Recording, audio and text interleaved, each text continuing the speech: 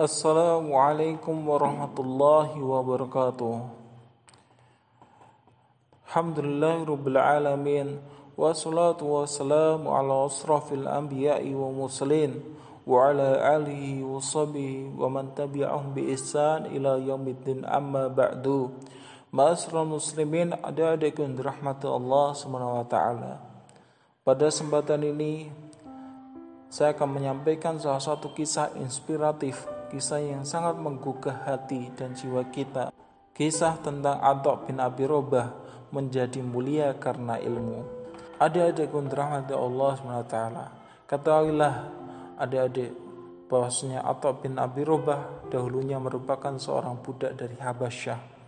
Dia adalah budak yang dimiliki oleh seorang wanita penduduk Mekah bernama Habibah binti Maisarah bin Abi Husaim. Di saat dia menjadi seorang budak, dia membagi waktunya menjadi 3 bagian. Bagian yang pertama, ia membagi waktunya dengan sang majikan.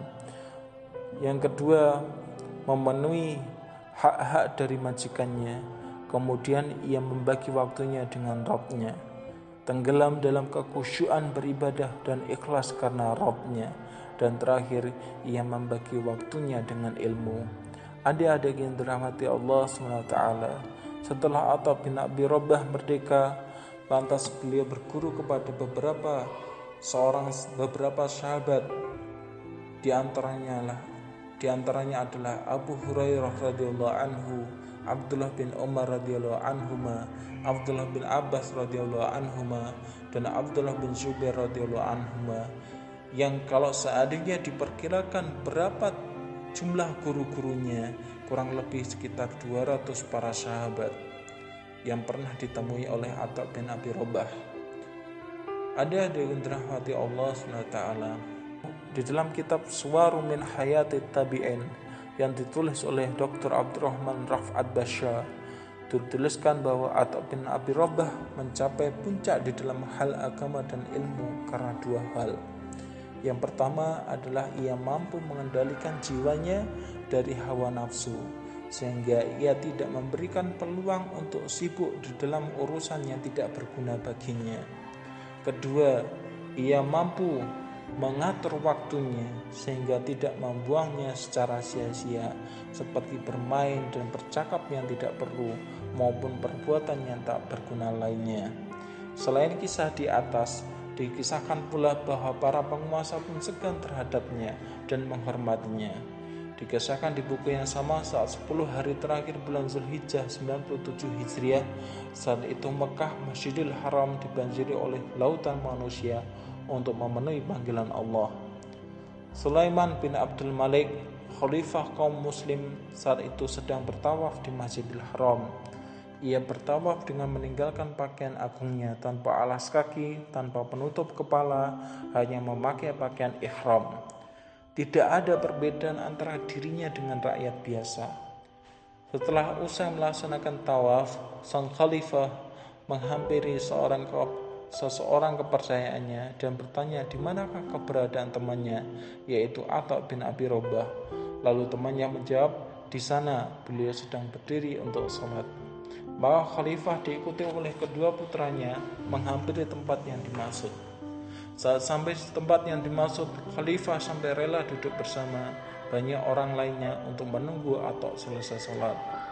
Setelah Atha menyelesaikan sholat, lantas khalifah langsung menghampirinya dan mengucapkan salam.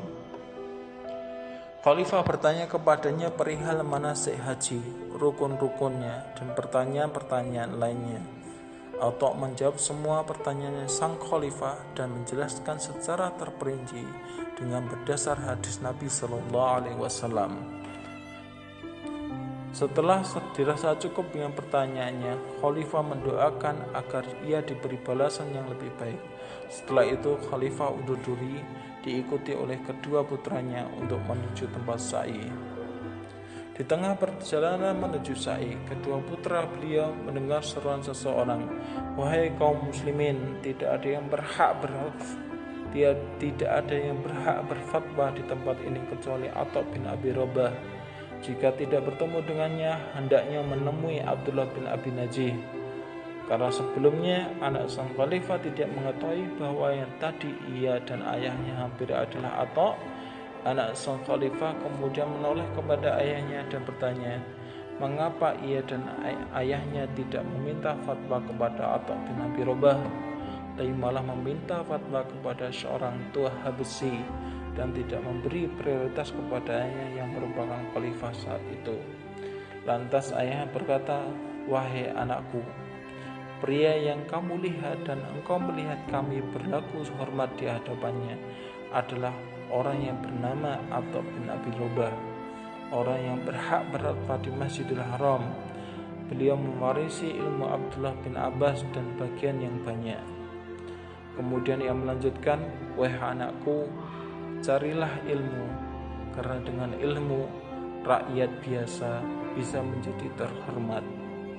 Para budak bisa melampaui derajat para raja. Adik-adikku yang dirahmati Allah SWT, banyak sekali hikmah yang dapat kita gali dari kisah seorang Atha bin Abi Rabah perihal pentingnya menuntut ilmu. Seorang Atha bin Abi Rabah adalah sosok yang layak kita jadikan figur, bahwa dengan ilmu derajat kita satu tingkat lebih tinggi daripada manusia lainnya. Dengan ilmu pula Allah mudahkan jalan bagi kita ke surga, seperti dalam hadis Rasulullah SAW, wa man salaka tariqan yaltamisu fihi ilman sahhalallahu bihi tariqan ilal jannah. Barang siapa yang menempuh jalan untuk mencari ilmu, maka Allah akan mudahkan baginya jalan menuju surga. Hadis riwayat Muslim. Imam Syafi'i pun pernah berkata hal yang berkaitan dengan ilmu, man lam yaduk murata alami sa'atan tajara'tul jahli tula hayatihi. Jika kamu tidak sanggup menahan lelahnya belajar, maka kamu harus sanggup menahan perihnya kebodohan. Maka dari itu, dengan adanya kisah Atha bin Abi Rabah yang Allah naikkan derajatnya karena ilmu, semoga kita pun termotivasi dengan kisah beliau dan semakin giat di dalam menuntut ilmu. Memang betul dengan apa yang dikatakan oleh Khalifah Sulaiman bin Abdul Malik, bahwa dengan ilmu rakyat bisa menjadi terhormat, dan dengan ilmu pula para budak bisa melampaui derajat para raja. Adik-adik yang dirahmati Allah SWT, semoga kisah ini menggugah kita, memotivasi kita agar semakin giat di dalam menuntut ilmu. Karena kita yakin barang siapa yang menuntut ilmu, maka dia akan suatu saat menjadi orang yang terhormat.